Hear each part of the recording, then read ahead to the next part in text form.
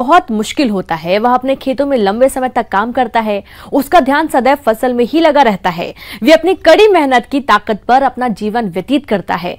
ऐसे ही किसानों की प्रगति के लिए हम खेती बाड़ी से जुड़ी बहुत सी नई लाभकारी जानकारियां हर रोज सुबह लेकर आते हैं। तो चलिए कार्यक्रम शुरू करने से पहले देखते हैं क्या है आज के अन्नदाता में। प्रदेश के जिन किसान भाइयों के खेत खरीफ फसलों की कटाई के बाद खाली हो गए हैं, वे इस समय इन खेतों में सरसों की खेती करके अच्छा मुनाफा कमा सकते हैं। लेकिन इस फसल से भरपूर उत्पादन मिले, इसके लिए सरसों की बुआई से लेकर फसल में किए जाने वाले सभी कार्यों को वैज्ञानिक तरीके से करना होगा, जिसके बारे में जानकारी दे रहे हैं कृषि वैज्ञानिक डॉक्टर संजीव वर्मा।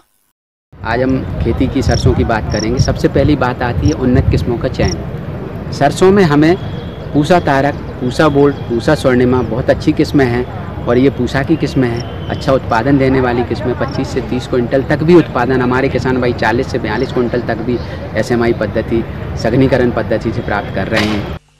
किसान भाइयों, सरसों की खेती के लिए दोमट या बलुई भूमि जिसमें जल निकास की उचित व्यवस्था हो, ऐसी भूमि उपयुक्त होती है। अच्छी पैदावार के लिए भूमि का pH मान 7.0 होना चाहिए। खेत की तैयारी के लिए खरीफ फसलों की कटाई के बाद पहली जुताई मिट्टी पलटने वाले हल से और उसके बाद 3-4 जुताइयां तवेदार हल से करनी चाहिए। जुताई करने के बाद खेत में पाटा लगाकर भूमि को समतल कर ले। भरपूर उत्पादन प्राप्त करने हेतु अच्छी सड़ी हुई गोबर या कंपोस्ट खाद 100 क्विंटल प्रति हेक्टेयर बुआई के पूर्व खेत में डालकर जुताई के समय खेत में अच्छी तरह मिला दे। मैं खाद की मात्रा बता दूं, 90 किलोग्राम नाइट्रोजन, 60 किलोग्राम स्फोर, 30 किलोग्राम पोटाश और जिंक सल्फेट, क्योंकि सल्फर भी हमारे तिलहनी फसल है, सल्फर भी देना चाहिए। जिंक सल्फेट 25 किलोग्राम प्रति हेक्टेयर के हिसाब से हमें पहले ही भुरकाव करके बुआई कर देना चाहिए। यूरिया की जो शेष मात्रा है, मतलब यूरिया की जो मात्रा है, हमारी नाइट्रोजन की जो मात्रा है, उसको आधी मात्रा हमें बुआई के समय देना, आधी मात्रा 3 बार प्रथम गुड़ाई, द्वितीय गुड़ाई, तृतीय गुड़ाई पे हमें देना चाहिए। इसके अलावा आप बीज की उचित मात्रा और बीजोपचार करते हुए सरसों की वैज्ञानिक तकनीक से बुआई कैसे करें, इसकी जानकारी कुछ इस प्रकार से है। यदि हम परंपरागत पद्धति से सरसों की खेती कर रहे हैं तो लगभग 5 से 6 किलोग्राम बीज प्रति हेक्टेयर हमें लगता है 2.5 एकड़ में। और seed drill, raised bed planter या डिबलिंग पद्धति से बुआई करते हैं तो इतनी बीज मात्रा लगेगी। बीज उपचार सबसे प्रमुख बात है। यहाँ जो हमने सरसों की बीज लिए हैं, इनको कार्बेंडाजिम या मैनकोजेब की लगभग 2 ग्राम मात्रा प्रति किलोग्राम बीज के मान से हमें बीज उपचार करना चाहिए। बीज उपचार के उपरांत हमें यहाँ पर FIR पद्धति को अपनाना चाहिए। FIR में मैं आपको बता दूं कि यहाँ पर सबसे प्रमुख बात आती है इंसेक्ट, यानी ज़मीन भूमिजन्य कीटों से बचाव के लिए हमें जो हमारा क्लोरोपाइरीफास नामक जो है इंसेक्टिसाइड कीटनाशक है, उससे भी उपचारित करना चाहिए। यदि हमारे पास थायोमेथाक्साम रस चूसक कीटों का प्रकोप ज़्यादा होता है तो हम थायोमेथाक्साम 1 ग्राम मात्रा प्रति किलोग्राम सरसों के बीज का उपचार हमें करना चाहिए। अब हम बात करेंगे कि कतारों की दूरी कितनी रखना चाहिए बुवाई के समय। बुवाई का सबसे उपयुक्त समय हमारा किसान भाइयों अक्टूबर का अंतिम सप्ताह से लेके 15 नवंबर तक हमारे किसान भाई सरसों की बुवाई का कार्य कर सकते हैं। तो ये इसके बाद हमारी कतारों की 45 से 60 सेंटीमीटर हमारे कतारों की दूरी परंपरागत पद्धति से बुवाई पद्धति में हमको रखना चाहिए। यदि हम पौधे से पौधे की दूरी लगभग 10 सेंटीमीटर से 25-20 सेंटीमीटर रखना चाहिए और ज़मीन में गहराई पे ज़्यादा हमें सरसों नहीं बोना चाहिए। लगभग 4 से 5 सेंटीमीटर से गहरा नहीं होना चाहिए सरसों, अन्यथा अंकुरण समस्या आने की संभावना रहती है। किसान भाइयों, सरसों की फसल से ज्यादा उत्पादन प्राप्त करने के लिए आप फसल में सिंचाई करते हुए खरपतवार नियंत्रण कैसे करना है, आइए जानते हैं। नमी यदि हमारे पास कम है, एक सिंचाई बुवाई के उपरांत हमें देना चाहिए। फव्वारा पद्धति से सिंचाई करने से पानी की मात्रा भी कम लगती है। रेज बेड पद्धति से जो किसान भाई बोनी कर रहे हैं उनको पानी कम लगेगा। रेज बेड पर बुआई करने से एक पानी में भी सरसों की फसल का उत्पादन अच्छा प्राप्त कर सकते हैं। अब बात आती है निराई गुड़ाई की। जैसे ही हमारी फसल 30 से 35 दिन की हो जाती है, उस समय एक सिंचाई हमें देने के उपरांत जैसे ही बतर आती है, पूरा खरपतवार या कचड़ा निकल आता है, तो उन कचड़े को निदाने के लिए हमें कोई भी हैंड व्हील हो या कुल्फा या डोरा पद्धति से निराई गुड़ाई का कार्य करना चाहिए। तो ये हमारे किसान भाइयों को मैंने बताया सरसों की खेती के बारे में। इस तरह से हमारे सरसों की खेती करेंगे तो अच्छा उत्पादन प्राप्त करेंगे। लाभ। ब्रेक के बाद एक बार फिर से आप सभी दर्शकों का अन्नदाता में स्वागत है। चलिए अब रुख करते हैं अगली कड़ी की ओर। हमारे प्रदेश के गिर्द और मालवा क्षेत्र के जो किसान भाई ग्वार की खेती गम के लिए कर रहे हैं, उनकी फसल पककर कटाई के लिए तैयार है और इसकी उपज का अधिक बाजार भाव मिले, इसके लिए कटाई, गहाई और भंडारण के समय कुछ बातों का ध्यान रखना जरूरी होता है। तो किसान भाइयों, ग्वार की परिपक्वता की पहचान कर कटाई, गहाई और भंडारण कैसे करें, इसकी जानकारी के लिए देखिए कार्यक्रम का यह अंश। आज हम आपके बीच में चर्चा करेंगे कि ग्वार की फसल कटाई करते समय हमको क्या क्या सावधानी बरतनी है। देखिए किसान भाइयों, ग्वार बहुत ही मुख्य फसल है, क्योंकि ग्वार को हम चारे के रूप में उगाया करते थे, लेकिन आजकल जो ग्वार की खेती की जाती है वो किसान भाई जो है, क्योंकि औद्योगिक फसल में इसका जो है प्रयोग होने लगा है, तो आजकल औद्योगिक फसल के रूप में भी ग्वार को हम जानते हैं। अक्सर देखने में आता है कि किसान भाई कड़ी मेहनत करके फसलें उगाते हैं, पर जब समय आता है फसल कटाई का तो जल्दबाजी कर देते हैं, जिसके कारण उनको उत्पाद का अच्छा लाभ नहीं मिल पाता। यदि किसान थोड़ी सी जागरूकता लाएं और फसल को सही तरह से पकने दें, उसकी सही पहचान करके कटाई फिर गहाई करें, तो लाभ अधिक मिलेगा, जो इस प्रकार से है।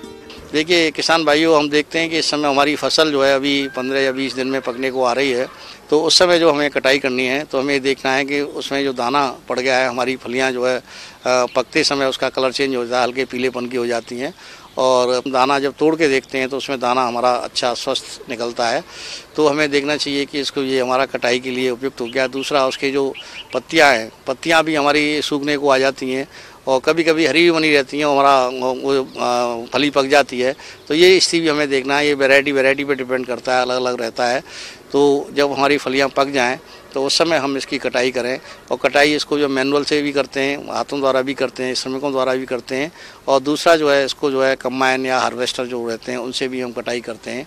तो हमें ये देखना है जहाँ फसलें खड़ी रहती हैं वहाँ हम मशीनों का प्रयोग कर सकते हैं, और जहाँ हमारी फसलें गिर जाती हैं वहाँ हम ऐसी दशा में मैनुअल कटाई ही करनी पड़ती है। दूसरा, कटाई करने से पहले हम खलिहान, जहाँ भी हमको इसको खलिहान में रखना है, हमारा साफ़ सुथरा होना चाहिए। अगर पक्का नहीं है तो उसको जो है पॉलीथीन आजकल आती है, नीचे अपना साफ़ सुथरा करके और पॉलीथीन बिछा सकते हैं, और पॉलीथीन बिछाने के बाद में हम उस पर जो है, जैसे हमने कटाई कर ली, कटाई करने के बाद उसको खेत में 4-5 दिन पड़ा रहने दें, जिससे कि उसकी जो पत्तियां हैं सूख जाएं, क्योंकि हम इकट्ठा कर देते हैं तो फिर वो गीली बनी रहती है, और गीली बनी रहती हैं तो उसको निकालने में हमको असुविधा होती है। इसलिए हम पहले उसको खेत में काट के डाल दें, और उसके 8 दिन बाद हम अगर उसको उठाते हैं और उठा करके उसको खलिहान में लेके जाएँ, और उसको थ्रेसर से भी, हम आजकल जो है थ्रेसर आजकल आ रहे हैं, तो थ्रेसर से आसानी से हम उसको निकाल सकते हैं। और थ्रेसर से निकालते समय हम देख लें कि उसको ज़्यादा तेज़ नहीं चलाएं, अगर ज़्यादा आरपीएम पे चलाएंगे तो उसमें कटने की संभावना रहेगी, और हमारा बीज उड़ भी जाता है, भूसे के साथ भी चला जाता है। तो हमें देखना है निश्चित आरपीएम पे उसको चलाएं, और उसमें ये भी सावधानी रखनी है कि जब हम कोई भी काम थ्रेसर में करते हैं तो उस समय भी हमको जो है कपड़े जो है थोड़ा टाइट कपड़ा पहने, ढीले ढाले कपड़े नहीं पहने, तो उस समय भी हमको थोड़ा सावधानी बरतनी है। दूसरा ये कि जब हमारा थ्रेसिंग हो जाए, थ्रेसिंग होने के बाद में अगर उसमें नमी अधिक है तो हम उसको जो है पहले खलिहान में सुखाएं अच्छी तरह से, और खलिहान में सुखाने के बाद में, और उसको जो है हम जब सुखाने के बाद में हम उसकी ग्रेडिंग भी कर सकते हैं। ग्रेडिंग या तो पहले कर लें या मार्केट में लेके जाएं, उससे पहले ग्रेडिंग करें, और ग्रेडिंग करने के बाद ही मार्केट में लेके जाएं, क्योंकि ग्रेडिंग करके हम लेके जाते हैं तो कोई भी चीज़ का जो मूल्य है वो हमें अधिकतम मूल्य मिल सकता है, क्योंकि कोई भी चीज़ गंदी चीज़ लेके जाते हैं बाज़ार में तो रेट भी हमें कम मिलता है। तो हमें ये देखना है कि अगर हम ग्रेडिंग करके ले जा रहे हैं तो सही तौल भी देंगे और सही पैसा भी हमको मिलेगा। तो इस तरह से हम जो है कटाई से लेके मड़ाई तक ये सारी सावधानी बरतेंगे तो जो हमारा उत्पाद है उसका अधिकतम मूल्य हम ले सकते हैं। ग्वार की कटाई के साथ ही उसके उचित भंडारण की तैयारी शुरू हो जाती है। तो किसान भाइयों, ग्वार का भंडारण करते समय कौन कौन सी सावधानियां रखें, इसके लिए मिलते हैं। भंडारण करने के लिए भी हमें ये देखना है कि अधिक नमी होगी तो भंडारण में बीमारियां आने की संभावना रहेंगी, इसलिए भंडारण करते समय भी हमको ये देखना है कि 8-9% नमी रह जाए। अगर ज़्यादा नमी होगी तो इसमें फफूंदी आने की संभावना रहेगी और जिससे उसकी क्वालिटी जो है ख़राब हो जाएगी। और उसके बाद में हम स्टोर के लेके जाएं, और स्टोर में ले जाने से पूर्व भी हमें सावधानी बरतनी है। जहां हमको स्टोर करना है उसकी जो है साफ़ सफाई अच्छी तरह से करें, उसका जो है पहले धूम्रीकरण करें। दूसरा, उसको जो है जो मेलाथेन 50 दवा आती है हम उसको जो है घोल बना करके और उसको भी हम छिड़काव कर दें तो उससे जो जहाँ भी दरारों में कीड़े मकोड़े रहते हैं वो सब मर जाते हैं और उसके बाद में हम स्टोर कर सकते हैं। दूसरा, अगर हमारा जूट के बैग हैं अगर उनमें स्टोर करना है तो उसमें हो सकता है पहले से कीड़े हों, तो उसको भी हम जो है मेलाथियन 50 इसी दवा के घोल बना करके हम उसको डिप करके और सुखा करके हम उसको उसके लिए प्रयोग कर सकते हैं। जो पुराने कट्टे हैं उनको भी स्टोर के लिए प्रयोग कर सकते हैं। और स्टोर में करते समय हमें ये सावधानी बरतना है कि जब भी हम बोरों को रखें, हम जो है एक तो ज़मीन से ऊपर रखें, दूसरा दीवार के सहारे नहीं रखें, क्योंकि हम दीवार के सहारे रखते हैं तो उससे नमी आ जाती है और नमी आते ही हमारी ये ख़राब हो जाती है। और भंडारण के लिए हम जो है जो आपकी ग्रेन बिन आती हैं, ग्रेन बिन का भी हम इस्तेमाल कर सकते हैं, क्योंकि आजकल ये जो 10 कुंटल, 5 कुंटल, 20 कुंटल जैसी जिसकी वो है उस हिसाब से किसान क्रय कर सकता है और अपने जो उत्पाद को सुरक्षित रख सकता है। ब्रेक के बाद एक बार फिर से आप सभी दर्शकों का अन्नदाता कार्यक्रम में स्वागत है। बढ़ते हैं अगली प्रस्तुति की ओर। किसान भाइयों, धीरे धीरे सर्दी का मौसम शुरू हो रहा है। ऐसे में जो किसान भाई पशुपालन व्यवसाय से जुड़े हुए हैं, उनको दुधारू पशुओं का मौसम के अनुरूप ध्यान देना जरूरी है। अगर थोड़ी सी भी लापरवाही की गई तो पशुओं के स्वास्थ्य और दूध उत्पादन दोनों में गिरावट आ जाएगी। तो पशुपालक किस प्रकार से करें अपने पशुओं की देखभाल, इस बारे में जानकारी के लिए मिलते हैं डॉक्टर लक्ष्मण सिंह शेखावत से। और आज किसान भाइयों हम बात करेंगे बदलते मौसम में पशुओं की देखभाल, यानी जो हमारा अभी सर्दियों का मौसम शुरू होने वाला है, उसमें किसान भाई हमारे दुधारू पशुओं की देखभाल किस प्रकार करें। तो मुख्य रूप से किसान भाइयों हम बात करें कि जैसे हमारे पशुशाला है, उसके आसपास जितने भी झाड़ जनकाड़, जितने भी खरपतवार हैं, तो उसमें जितने भी परजीवी हैं, इसके साथ साथ उसको जो मक्खियाँ, मच्छर, इनका प्रकोप उनकी वजह से काफ़ी होता है। तो सबसे पहले तो किसान भाई इस बदलते मौसम में ऐसा करें कि जो पशुशाला के आसपास जितने भी खरपतवार हैं सबको हटाएं। तो एक तो ये किसान भाई ध्यान रखें। तो इसमें जो हमारी पशुशाला के अंदर जितने भी परजीवी हैं, वो पशुशाला की दरारों में जहाँ उनकी छुपने की जगह होती है वहाँ छुपे रहते हैं। तो पशुशाला में पूरी वाइट वाश होनी चाहिए। इसके साथ साथ ही किसान भाई पशुशाला का जो फर्श है उसको आप ऐसा करें कि सबसे पहले तो आप उसको जैसे फिनाइल है उससे सफाई करें, उससे भी हमारे ये परजीवी नष्ट होते हैं। ये भी ध्यान रखें कि जो हमारा वाटर टब है, जो पशुओं को पानी पिलाने की नांद होती है, उसमें भी पूरा वाइट वाश करें, उसमें चूना डालें, उससे भी जो परजीवी हैं वो सब नष्ट होंगे। तो जो हमारी पशुशाला में जो पशु की नांद है, जो मेंजर है, उसमें कहीं सड़ा गला चारा हो तो उसके कोनों से वो निकाल दें और उसको बाहर फेंक दें। इसके साथ ही किसान भाई हमारे जो सर्दियों के बदलते हुए मौसम में ये भी ध्यान रखें कि जो पशु के आहार में एक साथ बदलाव नहीं करें। किसान भाई प्राय देखा गया कि जो हमारा हरा चारा जैसे बरसीम, फलीदार हरे चारे हैं, काफ़ी पौष्टिक होते हैं, लेकिन फिर भी अगर किसान भाई उनको एकदम चारे में बदलाव करता है या पशु को आवश्यकता से ज़्यादा खिलाता है तो उसमें आफरे की संभावना होती है और बड़ी पशु को काफ़ी दिक्कत होती है। तो इससे बचने के लिए किसान भाई उसके जो आहार में चारे का समावेश बड़ा धीरे धीरे कम मात्रा करते करते बढ़ाएं। इसके साथ किसान भाई दूसरा ये ध्यान रखें कि जो हमारे पशु हैं उसमें एक साथ सर्दी आने से इसका भी एक दूरगामी प्रभाव पड़ता है और हमारे पशुओं का धीरे धीरे दूध उत्पादन कम हो जाता है। तो इसमें किसान भाई मुख्य रूप से ये ध्यान रखें कि जो हम आहार दे रहे हैं उसमें आप आहार की मात्रा थोड़ा बढ़ा के दें। अगर हम दुधारू पशु के संतुलित आहार की बात करें तो उसका जो कुल दिया जाने वाला आहार है उसमें तीसरा भाग यानी जो उसको राशन देते हैं वो दाना से दिया जाना चाहिए और बाकी जो 2/3 भाग है उसमें हरे चारे और सूखे चारे का समावेश होना चाहिए। तो इस प्रकार किसान भाइयों जो आपका राशन है उसमें 30 से 40% मक्का, इसी प्रकार गेहूं का चोकर है, बाजरा है, इनका समावेश। इसी के साथ साथ 30 से 40% उसमें जो खलियां है जैसे मूंगफली खली है, इसी प्रकार आपकी सरसों की खली है, इनको समावित किया जा सकता है। इसी प्रकार उसको जैसे चना चूरी है, अरहर चूरी है, इनका 20 से 25% भाग इनसे दिया जा सकता है और उसके साथ उसको 2% खनिज लवण और 1% नमक उसको खिलाया जा सकता है। ये एक दुधारू पशु के लिए संतुलित आहार अपन कह सकते हैं। किसान भाइयों, अगर रोजाना पशु आहार की अपन बात करें प्रति पशु, तो उसको उसके शारीरिक भार के अनुसार उसका आहार दिया जाता है, जिसको शरीर की देखभाल के लिए गायों को 1.5 किलो प्रतिदिन व भैंस के लिए 2 किलोग्राम प्रतिदिन, प्रत्येक 2.5 लीटर दूध पर गायों को 1 किलोग्राम दाना मिश्रण देना चाहिए। प्रत्येक 2 लीटर दूध पर भैंसों को 1 किलोग्राम दाना, 6 महीने से ऊपर की गाभिन गाय या भैंस को 1 से 1.5 किलोग्राम दाना प्रतिदिन अतिरिक्त देना चाहिए। बछड़े या बछड़ियों के लिए 1 किलोग्राम से 2.5 किलोग्राम तक दाना प्रतिदिन उनकी उम्र या वजन के अनुसार देना चाहिए। कि जो हमारे पशुओं को प्रतिदिन पिलाया जाने वाला पानी है, वो जो अपन लोग पीते हैं वैसा ही उसका pH होना चाहिए, वैसा ही उसका तापमान होना चाहिए और वैसा ही वो साफ सुथरा होना चाहिए।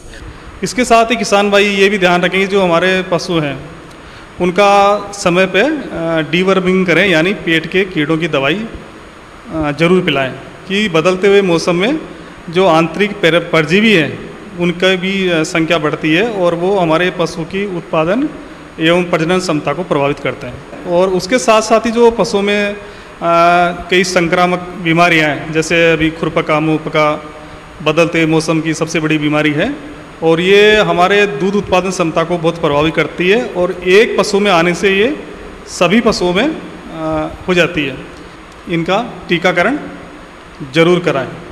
और इसके साथ ही किसान भाई दूसरा ये ध्यान रखें कि जो हमारे किसान भाई जो हमारी दवाओं का प्रयोग करते हैं, वो आप जो हमारे विशेषज्ञ हैं उनकी सलाह के अनुसार ही उनका काम में लें। तो किसान भाई, इस प्रकार आप जो बताई गई छोटी छोटी बातों का ध्यान रखेंगे तो आपको ये आपकी जो पशुपालन का धंधा है वो आपके लिए लाभ का धंधा साबित होगा।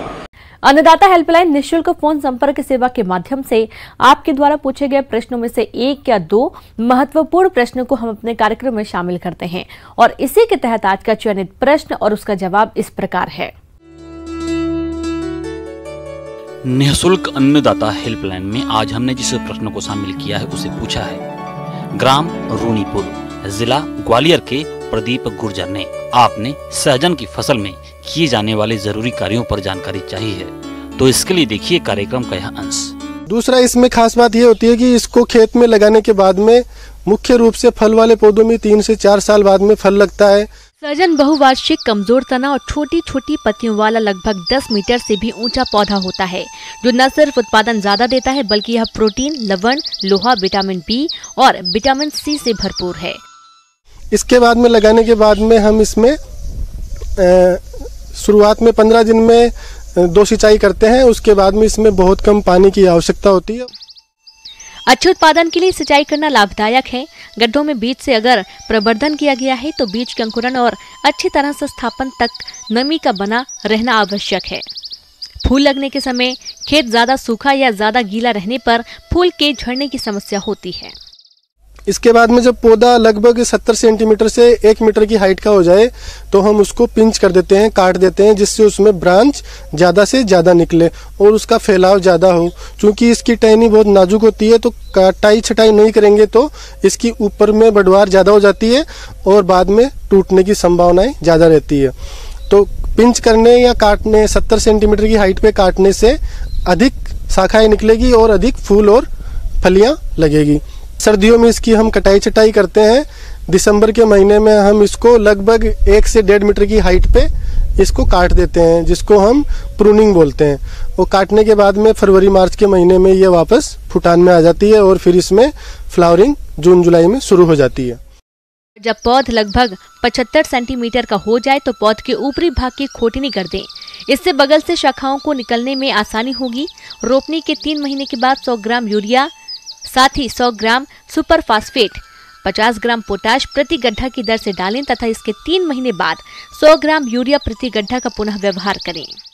इसमें जो मुख्य बीमारी है वो बहुत कम लगती हैं। इसमें जो लीफ ईटिंग कैटरपिलर, जो पत्तियों को खाने वाला कीड़ा है, उससे बचने के लिए हमें बारिश की ऋतु शुरू होने के बाद में जैसे ही बादल साफ हो, मौसम साफ हो, उस समय हमें इमिडाक्लोपीड का 1 से 1.5 ml प्रति लीटर पानी में डाल के 1 से 2 छिड़काव करने पर उससे आसानी से बचा जा सकता है। इसके अलावा किसान भाई इसमें नीम से तैयार नीम ऑयल का भी प्रयोग इसमें छिड़काव में ले सकते हैं, अगर आप ऑर्गेनिक खेती करना चाहते हैं तो इसमें कोई मुख्य बीमारी और वो ज़्यादा नहीं होता है, इसलिए किसान भाई इसको कम कीमत में अच्छा मुनाफा कमाने के लिए बहुत अच्छी फसल है। इसका पौधा 4 से 6 मीटर ऊंचा होता है तथा 90 से 100 दिनों में इसमें फूल आता है। जरूरत के अनुसार विभिन्न अवस्थाओं में फल की तुड़ाई करते रहते हैं। पौधे लगाने के लगभग 160 से 170 दिनों में फल तैयार हो जाता है। साल में एक पौधे से 65 से 70 सेंटीमीटर लंबा तथा औसतन 6.3 सेंटीमीटर मोटा 200 से 400 फल या 40 से 50 किलो फल मिलता है। यह काफी गूदेदार होता है तथा पकाने के बाद इसका 70% भाग खाने योग्य होता है। इसके पौधे से 4 से 5 वर्षों तक पेड़ी फसल ली जा सकती है। प्रत्येक वर्ष फसल लेने के बाद पौधे को जमीन से 1 मीटर छोड़कर काटना आवश्यक होता है। इसके बाद में इसकी कच्ची फलियों की सब्जी तोड़ सकते हैं और पकी हुई फलियों को भी दाल में और रसम बनाने में उत्तरी भारत में इसको कच्ची फली के रूप में सब्जी बना के खाया जाता है और दक्षिण भारत में इसको दाल में डाल के रसम बना के इनमें डाल के और इसको खाया जाता है। पोषक तत्वों की मात्रा को देखते हुए बहुत ही उपयोगी है। शरीर के बहुत सारी बीमारियों में इसका उपयोग किया जाता है। फूल की भी इसकी सब्जी बना के खा सकते हैं, पत्तियों की भी सब्जी बना के खा सकते हैं और इसकी जो पुराने पेड़ की जड़ और छाल है उससे त्वचा से संबंधित बहुत सारी बीमारियों को ख़त्म करने के लिए, बचाव करने के लिए किसान भाई काम में ले सकते हैं। इसके साथ ही तीसरे साल से इसमें जो उत्पादन है वो हमें लगभग 15 से 20 किलो कच्ची फलियाँ जो टेंडर फलियाँ हैं वो मिल जाती है और जब बाद में बीज बनने की अवस्था में हमें 3 साल बाद में लगभग 30 से 35 किलो और बीज हमें 500 ग्राम से 600 ग्राम प्रति प्लांट मिल जाता है। किसान भाइयों, अन्नदाता आपकी सेवा के लिए संकल्परत है। कृषि संबंधित समस्या एवं सुझावों के लिए आप हमें इस पते पर संपर्क कर सकते हैं। प्रोड्यूसर अन्नदाता news 18 Madhya Pradesh Chhattisgarh, Ramoji film city, Hyderabad 501512। साथ ही आप हमें ईमेल भी कर सकते हैं। हमारा ईमेल है p18annadatamp@nw18.com। और इसके अतिरिक्त आप हमें निःशुल्क हेल्पलाइन नंबर 180041922155 पर सोमवार से शनिवार सुबह 10 से शाम 4 बजे के बीच संपर्क कर सकते हैं। किसान भाइयों, अब समय हो रहा है आपसे विदा लेने का, तो हमारी अन्नदाता टीम को दीजिए इजाजत। कल फिर आपसे मुलाकात होगी कृषि संबंधित कुछ और महत्वपूर्ण जानकारियों के साथ। नमस्कार।